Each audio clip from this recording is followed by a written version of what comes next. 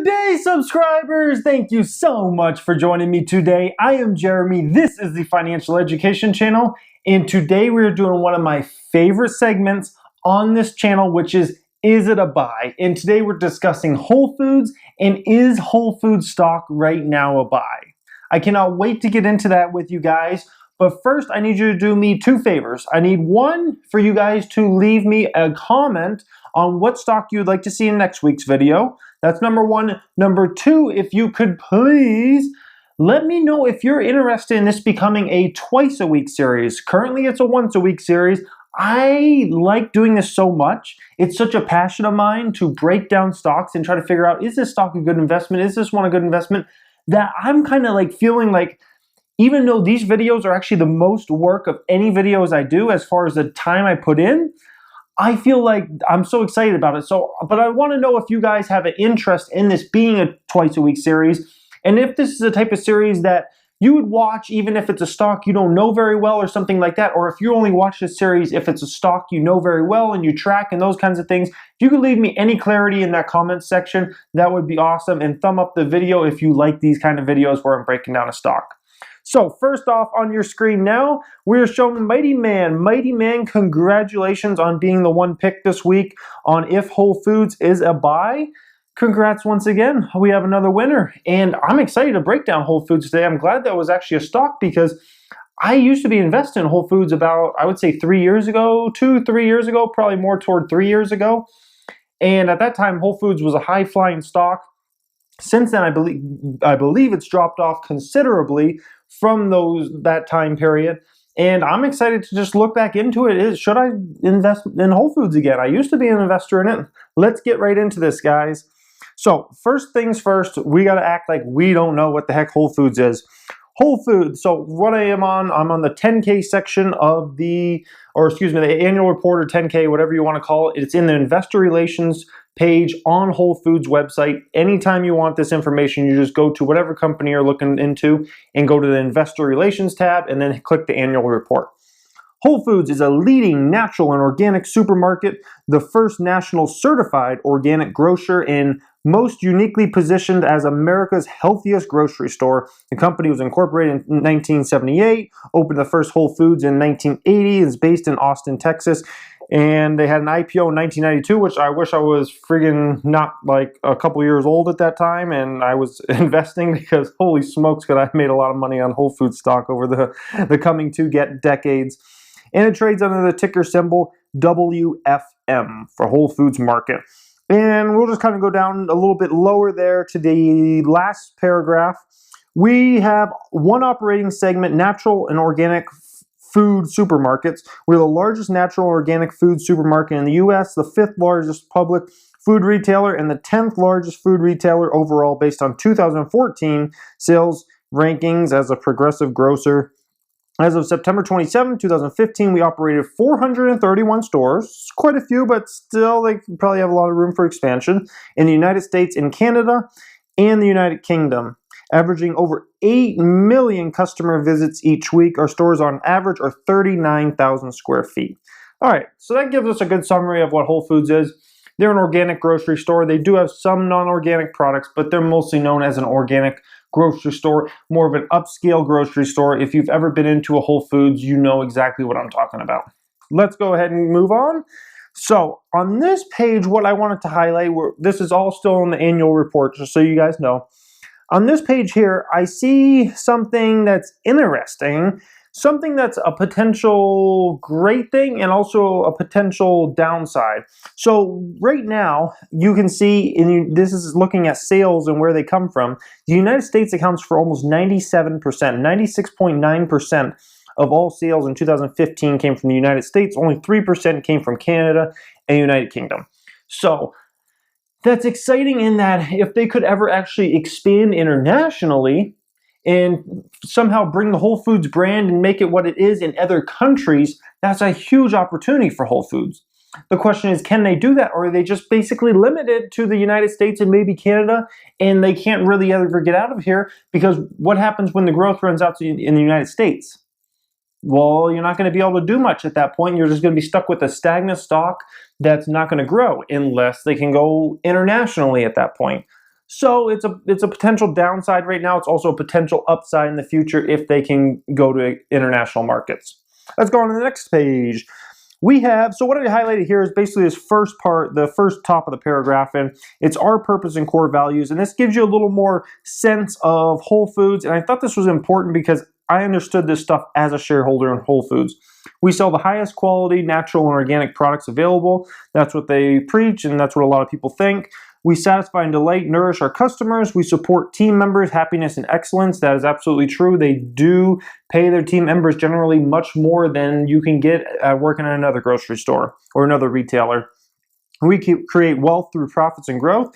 That is actually true. You know, lately they've been stumbling a bit, but if you look at their stock over the last couple decades, holy smokes, what a stock to have been in if you were in it. My goodness, did they create a lot of wealth. We serve and support local and global communities. We practice and advance environmental stewardship. We create ongoing win-win partnerships with our suppliers. We promote the health of our stakeholders through healthy eating education. So, just some more information on Whole Foods in case you didn't know that type of information. On to the next page. This is talking about now the growth strategy. So, we are a Fortune 500 company ranking number 214 on the 215 list. Man, they're a big company. Our sales have grown rapidly through strong comparable store sales, acquisitions, new store openings from approximately $93 million in revenue in 1991. So that's right around the time they went public. And now they're over $15.4 billion in sales. Talk about some growth over a couple decades. That's an average 24-year compounded annual growth rate of 24%. So they've grown fabulously. Unbelievable growth for the last couple decades. Question is that growth all behind them, or do they still have growth in the future? We got to get into that. So on to the next page, we're going to go, or actually, no, we're going to stay on that page, and we're going to go ahead and look at, I'm going to read a sentence that's kind of toward the middle, bottom paragraph that says, we typically target premium real estate sites, and while new stores may be as small as 20,000 square feet or as large as 75,000 square feet, the majority fall in the range of 35,000 square feet to 45,000 square feet. I've been in, I would say 20 different Whole Foods in my life, and they do range in different sizes. And I would say the bigger ones are probably a lot more profitable, believe it or not, even though they take up more space and whatnot, because those ones have a lot more products to offer, and I just feel like they're busier when I go in them than the smaller stores. I don't know, maybe I'm crazy. We'll get into that more later. 365 by Whole Foods. In fiscal 2015, we announced plans to launch a second store format, 365 by Whole Foods, which expands our growth opportunity beyond 1,200 stores. So 1,200 stores is what they've always thought they could build, but now they're saying that they have this 365 brand, that they might be able to build more than 1,200 stores. We'll have to see. And the last part here we're looking at is the stores at the beginning of the year. So since 2011, they basically built about 100 stores approximately. 299 they had open in 2011 versus 2015 now they have 399. So pretty good amount of stores being built. Next page up. Now we're on the risk factor section of the 10K, one of my favorite sections to read. And this top paragraph is the one that's very, very important. Our growth depends on increasing sales in comparable stores and on opening new stores, and our failure to achieve these goals could negatively impact our results of operations and financial condition. Now, if you've been following Whole Foods for the last couple of years, the reason their stock has fallen quite a bit from where it was at, I believe, I should have brought up the chart, but I believe it was over $60 a share about 2-3 years ago when I was actually invested in the stock. Now, the stock's around $28 a share. The reason for that huge drop is comp store sales were growing really rapidly back then. Whereas now they've been going down and going down and going down, and that we'll get into more a little later in the video. But that is that risk factor that they're talking about right there. When you can't grow comp store sales and they're going down, that's a huge bad sign, because then you're just losing profitability, then you're just losing revenue, all those kinds of things. And then if you're going to run out of places to put stores eventually. So if you run out of places to put stores and your comp store sales aren't good, then what do you have for a business model? One that's just deteriorating. Let's go on to the next page here. And we were talking about, what did I want to look at here? So the middle paragraph here, adverse publicity may reduce our brand value and negatively impact our business. This is a big paragraph. Whole Foods had such a great reputation at one time, and they could do no wrong in the media and things, and they were just seen as very positive. Well, then in the past couple years, they've been hammered from the media, and some of it very unwanted, some of it they didn't deserve, but just different things have come up that have really impacted Whole Foods' image, in my opinion, in a very negative way. There was a story about them overcharging in New York, and that went viral, that they were overcharging for, like, if you make yourself a salad there at the salad bar or something like that. And that was a viral story that got seen by tens of millions of Americans, if not hundreds of millions. And then you have stupid things like another viral story last year that went viral was they had asparagus water that they were selling for $3.99 or $4.99 or something like that. That went viral, and there's been countless other things that have gone viral just negatively impacting Whole Foods. And part of that is just when you get bigger and bigger and bigger, you're going to be more in the spotlight, and people are going to be trying to put you down for one reason or another, or it's just going to naturally happen that a mistake that wouldn't have gotten caught before now gets caught because you're bigger. And that's true for companies, that's true for people, that's true for anything. That's true for movie stars and actors and presidential candidates, it's politicians, everybody. When you get bigger and when you get more in the limelight, everything begins to come out. And sometimes, you might have had this stellar reputation, and then this comes out and this comes out. And next thing you know, your brand is very diminished. And I feel like Whole Foods brand has been diminished somewhat, not all the way, but it has been diminished over the last few years from so many negative things that have come out about the company, about doing this or doing that. Some of it's stupid stuff. Some of it's legit stuff, like the overcharging in New York and things like that. So take it for what it is. Next page up, now we're looking at their last quarter. They just reported, so we're in October right now. This was July, so they should be coming out with new numbers here within the next couple weeks. This is their most recent quarter they came out with. Company produces record sales and delivers EPS of 37 cents. Let's read through this a bit. Whole Foods today reported results for the 12-week third quarter ending July 3rd, 2016. For the quarter, total sales increased to a record $3.7 billion. Comparable store sales decreased 2.6%. Very bad sign. 2.6%. Not only are they, because last time I followed Whole Foods, like their sales were starting to slow, but they were still increasing. So they were increasing like 1.3% versus they were increasing 4, 5, 6%. And so, but they were still growing. To now see them decreasing 2.6%, that's a very troubling sign. And I can see why their stock price is down to $28 a share. I honestly can. I'm surprised it's not even down maybe a little bit more. When you have, that's like death for a retailer. When comp store sales go negative, it's like death for a retailer. That's how it's viewed, at least, by the investor community. So this is big. On to the next page. So I want to talk a minute. This is their new 365 store format. As you can see there, it doesn't really look like a Whole Foods. It looks like just a bunch of produce and crap. I don't know. I'm looking at the 365 store and I'm thinking to myself, why Whole Foods? Why are you even deciding to go this route? I fully understand that you guys want to be able to serve to everybody. I fully understand that. But the question is, can Whole Foods give prices? If you want that type of shopping experience that's on the screen there, if you want that type of shopping experience, you can go to Walmart or Kroger or one of these other grocery stores that's probably going to beat them in price and get that type of experience. There's no beauty there. There's no Whole Foods experience.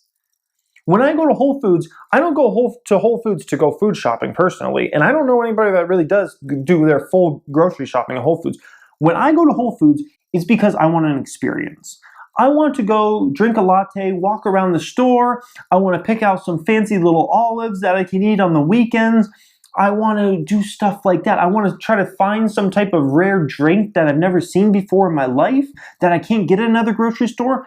I go for the experience. Maybe I want to have a piece of pizza for lunch or something yummy from their salad bar or something. I go for the experience. The experience is key when going to Whole Foods. And when you go to this 365, there's no experience there. So they're definitely not going to attract me. I would never step foot in there because I know their prices are damn well not going to beat the competitors, the Krogers, the Walmarts, the other places like that. And there's no experience, so why would I go? I would not go. I'll be completely honest. So, and then, in Charlotte, North Carolina, when I lived out there, I'll take you through some pictures here. And basically, that store was a masterpiece. It was 4 levels. It was like something I'd never seen in my life. On the bottom, there was a basement, which is where everybody parked for the most part. And there was also a top parking little area and whatnot. Then you went up to the main level. That was the full grocery store. So that's where you did all your full grocery shopping. There was a next level up, which was an eating area. So say you get something from the salad bar or the other like cafeteria parts, I call it, where you can get hot food from like a salad bar type thing. Or they did all type of ready-made, like if you want a burger, they'll custom make you a burger right there on the grill. If you want a piece of pizza, they'll custom make you a pizza right there, or a piece of pizza, whatever you want, a sub, anything. And in that second level, there was all seating, huge seating where you overlooked the store. And it was such a cool thing. You overlooked the store and you can eat your lunch in a very nice environment. And there was even an outside big patio area where you could actually see the Charlotte skyline in the distance. And if the weather's nice, you just enjoyed a beautiful lunch or dinner or whatever you had out there. My wife and I went there several times. And it was about the experience. It was fun. And sometimes we went there instead of going to a restaurant. And it was always a great time. And on the third level, the next level up, that was actually an area where they had chefs come in. And if you wanted to do chef classes and things like that, you signed up and it was like $80 a session or whatever, $100. And you could actually have all the ingredients there and cook them all up. And the chef shows you how to do it all. Really cool stuff. Really cool stuff. And that to me is what Whole Foods is. And that to me is what Whole Foods needs to get back to. This whole 365 thing, judging this as an investor and judging this as a consumer, it doesn't make sense. It really doesn't. Louis Vuitton, their handbags are like $1,000. They don't go down and say, okay, we're going to compete with Michael Kors and Coach. Let's release this $200 handbag so we can maybe snag some sales. No, because it damages your brand. Because then you're not giving the same experience at that point.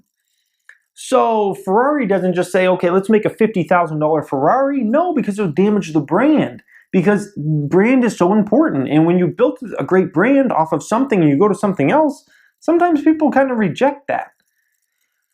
So I wanted to share this with you guys because it's very important to understand as an investor the different type of philosophies from a Whole Foods consumer like myself and someone who's actually been invested in Whole Foods and whatnot. So the whole 365, I'm not that excited about it looking at it as an investment, or definitely not excited about looking at it as a consumer.